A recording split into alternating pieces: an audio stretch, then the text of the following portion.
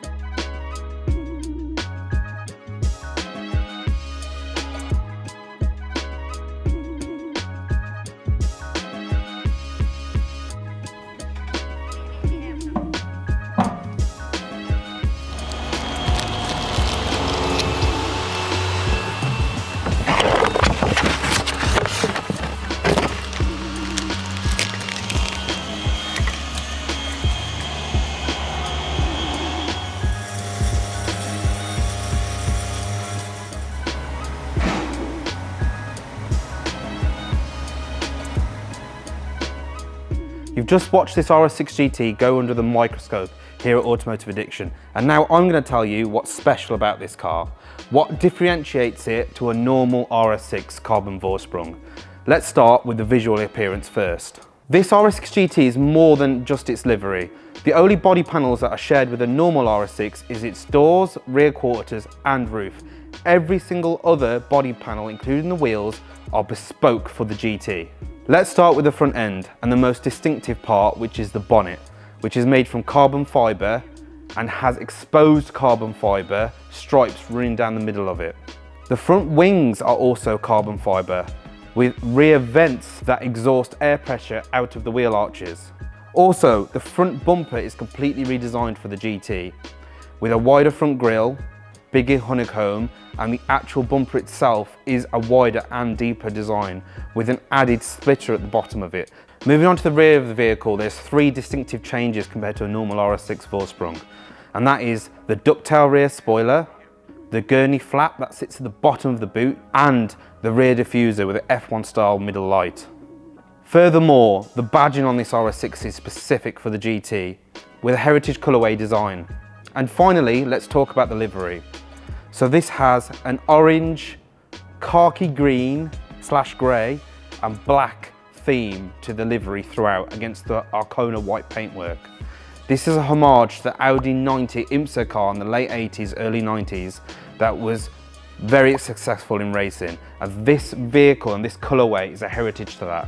Let's talk about the wheels, brakes, suspension and what's different underneath this RS6 GT. And the first thing to speak about are the wheels. These wheels are GT specific and are 7-spoke. The braking system on this car is an RS ceramic braking system, front and rear, with red calipers, which are absolutely unbelievable and an option on a normal RS6. However, the suspension on this car is completely specific for the GT. It's a 3-way adjustable manual coilover system. So the height is adjustable, the compression is adjustable, and the rebound, meaning you can fine tune its chassis for exactly how you want it to drive. Moving on to the interior, this is also GT specific and carries on with the motorsport theme from the outside. The most obvious addition to the interior is the RS6 GT specific carbon fibre backed bucket seats, which are manually operated and extremely supportive and comfortable. This interior is finished with tactile Alcantara throughout, from the roof lining to the roof pillars, the top of the dashboard, the door cards almost top to bottom, even the interior inlays are Alcantara and the steering wheel. Now the GT does have a specific stitching arrangement, which is red and bronze stitching throughout the car. It also has red seat belts, which is specific for the GT. The floor mats on this car are RS6 GT specific. The door entry sills say RS6 GT, and the projection lights from the door. All these little touches is what makes this car really, really special. I have just described some of the differences between a normal RS6 and an RS6 GT. In addition, this car has so much more spec, including laser headlights, an RS Sports exhaust system, Bang & Olufsen sound system, plus much more. If you want to find out more, please give me a call and I will go through absolutely everything with you.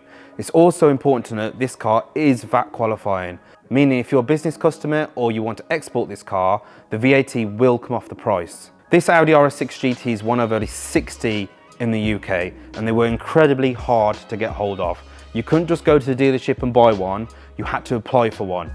And then if you succeeded by applying, they then let you know what colour you could have. So if you're after a piece of Audi history, please get in touch and we'll run things through with you. Thank you for watching another video here at Automotive Addiction, and we'll see you on the next one.